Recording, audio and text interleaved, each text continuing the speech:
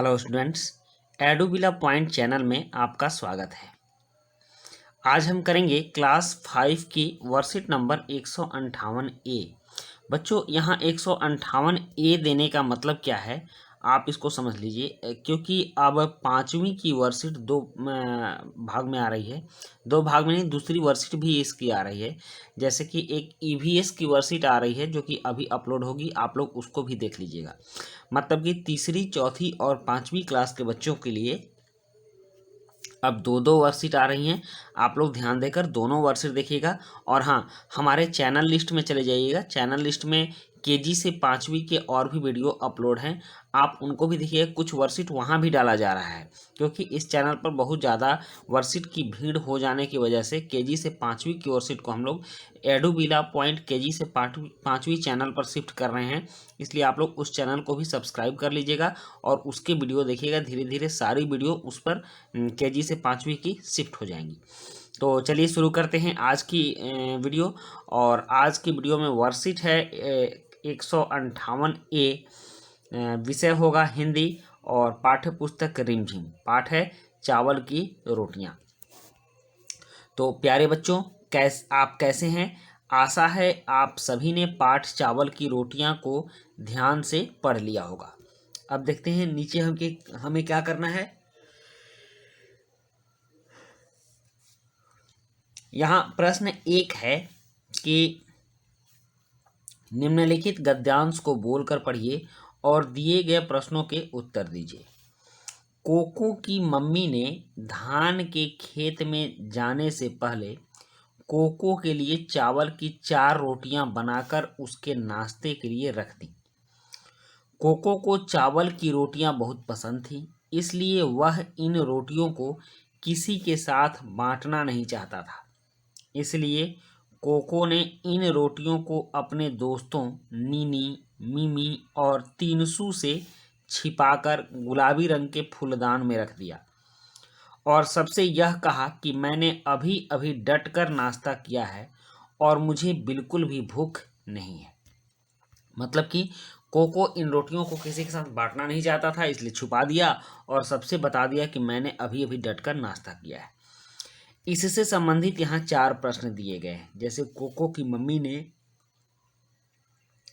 Cocoa के लिए रास्ते में क्या बनाया, कोको ने चावल की रोटियों को फूलदान में छिपा कर क्यों रखा, कोको के घर उसके कौन कौन से दोस्त आए थे और कोको ने अपनी चावल की रोटियों को दोस्तों से बचाने के लिए क्या क्या तरकीबें लगाई। तो चलिए पहले इन प्रश्नों के उत्तर लिख लेते हैं, उसके बाद वर्कशीट के आगे के काम करेंगे। प्रश्न क है, कोको की मम्मी ने कोको के लिए नाश्ते में क्या बनाया था? इसका उत्तर है कोको की मम्मी ने कोको के लिए नाश्ते में चावल की रोटियां बनाई। प्रश्न ख है, कोको ने चावल की रोटियों को फूलदान में छुपाकर क्यों रखा? तो इसका उत्तर है क्योंकि वह इन रोटियों को किसी के साथ बांटना नहीं चाहता था। प्रश्न ग है, कोको के घर उसके कौन कौन से दोस्त आए थे? उसका उत्तर है कोको के घर उसके दोस्त नीनी, मिमी और तीनसू आए थे। उसके बाद प्रश्न 4 है, कोको ने अपनी चावल की रोटियों को दोस्तों से बचाने के लिए क्या क्या तरकीबें लगाई? तो इसका उत्तर है कोको ने अपनी चावल की रोटियों को दोस्तों से बचाने के लिए गुलाबी रंग के फूलदान में छुपा कर रख दिया और सबसे यह कहा कि मैंने अभी अभी डटकर नाश्ता किया है, मुझे बिल्कुल भी भूख नहीं है। अब चलिए वर्कशीट पर चलते हैं। बच्चों, आपने गद्यांश तो पढ़ लिया। अब ऊपर लिखे गद्यांश में आए गहरे रंग के सभी शब्दों पर एक बार फिर से ध्यान दीजिए। ये सभी शब्द लिखे गए वाक्यों को पूर्ण करते हैं। उदाहरण के लिए, कोको को चावल की रोटियां बहुत पसंद हैं। अगर इस वाक्य में को और की न होते तो वाक्य कुछ इस प्रकार होता, कोको चावल रोटियां बहुत पसंद है। यह अधूरा लग रहा है। इन दो शब्दों को और की ने इस वाक्य को पूर्ण किया है। शब्दों को आपस में जोड़ने वाले ये शब्द कारक चिन्ह विभक्ति कहलाते हैं। ऊपर लिखे गद्यांश में आए गहरे रंग के सभी शब्द की, के, में, के लिए, से, को कारक चिन्ह है। मतलब कि ये जितने भी गहरे रंग के शब्द आए हैं, की, ने, के, में, को लिए, से, ये सभी क्या हैं? ये सभी कारक के चिन्ह हैं जो वाक्यों को, शब्दों को आपस में जोड़ते हैं। अब यहाँ प्रश्न 2 है, उपयुक्त शब्द चुनकर निम्नलिखित वाक्यों को पूरा कीजिए। जैसे माँ डैश कोको डैश चावल की रोटियां बनाकर रखी थी। तो माँ ने इसमें से आपको चुनना है कोको के लिए, कोको के लिए, ये कारक की विभक्तियां हैं, चिन्ह हैं। कोको के लिए चावल की रोटियां बनाकर रखी थी। अब नेक्स्ट है कोको ने, यहाँ होगा ने, कोको ने चावल की ने रोटियों को, कोको ने रोटियों को फूलदान में छिपाकर रख दिया। तीसरा होगा कोको की माँ, कोको की माँ खेत में काम करती थी। हो गया। और ये सारे चिन्ह इसी में से लिए जाएंगे। उसके बाद चौथा है कोको ने अपने मित्रों से झूठा बहाना बनाया। तो इस तरह से हमने कारक के चिन्हों का प्रयोग करके इन वाक्यों को पूरा किया। अब प्रश्न 3 है,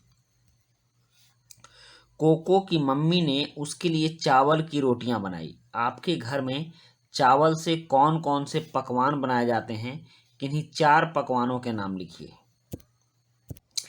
तो चावल से बनने वाले 4 पकवानों के नाम लिखिए। तो चावल से पूरे भारत में अलग अलग बहुत प्रकार की चीज़ें बनती हैं। तो इनमें से कोई भी 4 चीज़ें लिख देनी। सबसे पहले तो चावल से चावल बनता है जिसको हम लोग भात बोलते हैं।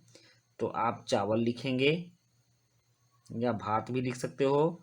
चावल से रोटियां बनती हैं, रोटियां, और चावल से इडली भी बनता है, इडली। उसके बाद चावल से पेठे भी बनाए जाते हैं। तो आप इन सभी चीज़ों को लिख दोगे। अब है, इन पकवानों में से आपको जो पकवान खाना सबसे अधिक पसंद है उसको बनाने के लिए आवश्यक सामग्री एवं उसकी विधि पता कीजिए और अपनी कॉपी में लिखिए। उदाहरण के लिए आप लिख दीजिएगा, मान लीजिए चावल की रोटियां पसंद है तो आप रोटियां लिख दीजिएगा, रोटियां। तो इसमें क्या लगेगा? चावल का आटा, चावल का आटा और पानी। चावल की रोटी बनाने के लिए चावल का आटा और पानी। विधि क्या होगी बच्चों? तो विधि में लिख देना कि चावल के आटे को गर्म पानी में, आप इसमें लिख देना, चावल के आटे को गर्म पानी में हल्के गुनगुने पानी में गूँथ लिया जाता है। गूँथने के बाद उसकी लोई बनाई जाती है और फिर उसको बेल कर गोल करके तवे पर पकाकर चावल की रोटियां बनाई जाती हैं। या फिर आप कुछ दूसरा भी जो आपके घर में बनता हो अपने मम्मी से पूछकर लिख लेंगे। इसके बाद नोट है कि कारक चिन्हों के और अधिक अभ्यास के लिए अपनी अभ्यास पुस्तिका के पृष्ठ संख्या 98 को कीजिए। और अभिभावकों के लिए सुझाव है कि बच्चों को बताइए कि स्वच्छ भोजन करना उनके स्वास्थ्य के लिए क्यों आवश्यक है, और साथ ही साथ यह भी समझाएं कि भोजन करने से पहले हाथ धोना क्यों जरूरी है। तो बच्चों, ये थी हमारी आज की वर्कशीट, और आज की वर्कशीट में हम लोगों ने कारक के चिन्ह सीखे। और वीडियो अच्छी लगी हो तो लाइक सब्सक्राइब कमेंट जरूर कीजिएगा। और केजी से 5वीं के वीडियो हमारे चैनल लिस्ट में जाकर केजी से 5वीं के चैनल पर जाकर देखने की कोशिश कीजिए। मिलते हैं नेक्स्ट वीडियो में। Thank you.